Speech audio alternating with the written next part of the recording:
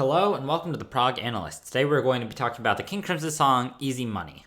I know this is a bit of a longer song, but it's going to end up being a bit of a shorter video because a lot of the song is just sort of soloing in E minor, which just doesn't leave me a ton to talk about. But it's one of my favorite songs off of King Crimson's album, Large Tongues and Aspic. So I really wanted to talk about sort of these verse sections that happen earlier in the song. We start off with our intro. We got this bass pattern that's primarily on quarter notes, some little chromatic moving fills here, and then this guitar playing this pattern that's basically switching between E minor and B minor chords, our 1 minor chord and our 5 minor chord. These kind of consistently move throughout. I didn't bother transcribing exactly note for note what they do, but it's basically the same stuff. While our vocal melody comes in on these sort of like wee-da-dee-da-dow, I don't know what they're actually saying. It's harmonized in thirds pretty much the entire way through, and it gives us our Dorian feel because we have this C-sharp note that comes up a number of times in the melody.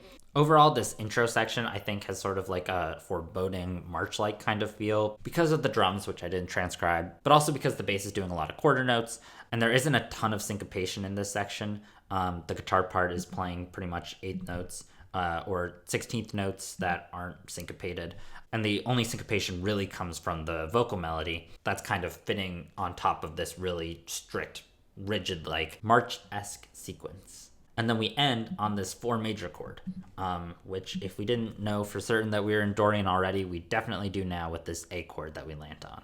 We start with just this little guitar note. We're going to see in a second that the guitar plays these short notes every 2 beats. So when we get into this verse, something that we've talked about a little bit in the I've Seen All Good People video and that we're going to talk about more is this sort of idea of conflicting time signature, conflicting rhythms that create a really cool effect. In this particular case, we have vocal melody that's in 7/8 and a guitar part that's in 4/4. So I think of these as kind of pickup notes. I'd say that our phrase really starts here. 1, 2, 3, 4, 5, 6, 7. This is sort of our 7-note pattern. I think it really starts when you get to that high E, and that these are just like pickup notes, this B and D. So yeah, we have this 7-note phrase basically. And the effect that this creates is that each of the melodic phrases are going to be displaced against the consistent 4/4 rhythm that the instruments are playing. So since this started on the downbeat of 1, next one is going to start on the and of 4. Next one's going to start on the downbeat of 4. Next one's going to start on the and of 3.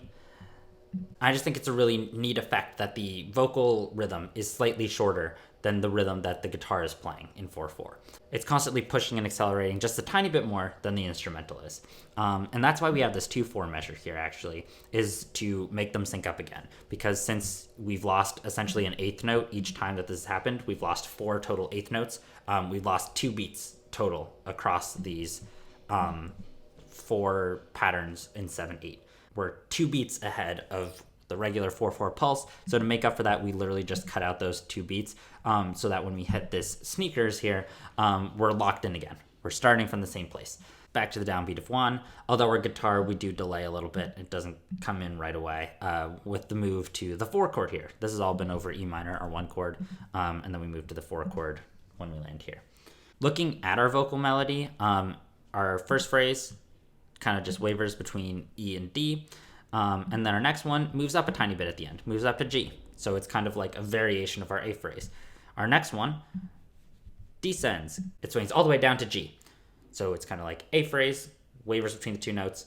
Second phrase, A prime, I guess, moves up. Then third phrase moves down. And then this one wavers between the notes again. So back to the A phrase. And then that's extended a little bit to again land us on our 4 chord here and resync everything up to our 4/4 pattern. We have another verse. The guitar basically doubles its pace a little bit. Now we're having every quarter note instead of every other quarter note. But again, we still have that 2/4 measure. We still have the 7/8 against 4/4 thing happening, and then it syncs up again for a 4 chord here. And then we have our title refrain here, just 1 measure long. And our chords for that, we actually get our flat 6 this time. We have C natural instead of a C sharp. So these are all major chords. We have flat 6, 5, flat 6, 4. Just C, B, C, A. Kind of using a mixture of minor modes here where this would be from natural minor. And again, this A chord is from Dorian. And then we go into another verse. The bass is doing kind of what the guitar was before. It's playing this, I guess, 2-note pattern, but it's playing it every other beat. Basically like the guitar was doing in that first verse. And then our guitar is playing this little bizarre part starting on the beat 4 of each measure. Overall, though, our guitar part is still in 4/4, our bass part is still in 4/4, and our vocal is still in 7/8. So it's the same effect. It's just that the actual orchestration of what the guitar and bass are doing is a little bit different. And now that we have the bass, it's a little bit clearer to see that we move to A directly on the downbeat after the 2/4 measure. We have 2/4 measure still in E minor, and then the bass lands firmly on A as the time signatures lock up again. Robert Fripp then starts to take this little melody that he's been playing and sort of start moving it around. Instead of being on the downbeat of 4, now it's on the downbeat of 2. And then he does a sort of variation of it on the downbeat of 3 and does a downbeat of 3 again. And it kind of seems to me like he's just sort of playing it when he feels like it. Maybe there's some sort of method to it, but regardless, he's just taking this melodic idea and displacing it in a bunch of different places. And then the last sort of thing that I transcribed here is this guitar part. And the reason why I did it was because it sort of uses that effect that we were talking about the 2 different time signatures that are happening. This is a 6-beat pattern, almost like a 6/4 measure pattern. Again, still against 4/4. The bass is playing 4/4 down here. So it's syncs up every 3 measures that they land on the start. Like 1 pattern here, 2 pattern here, and then this is where they sync up again at the start. That happens just directly after the verses, right before the extended solo section. And then after several minutes of soloing in E minor, they go back to another verse that has some violin added to it. And that's kind of the gist of the song.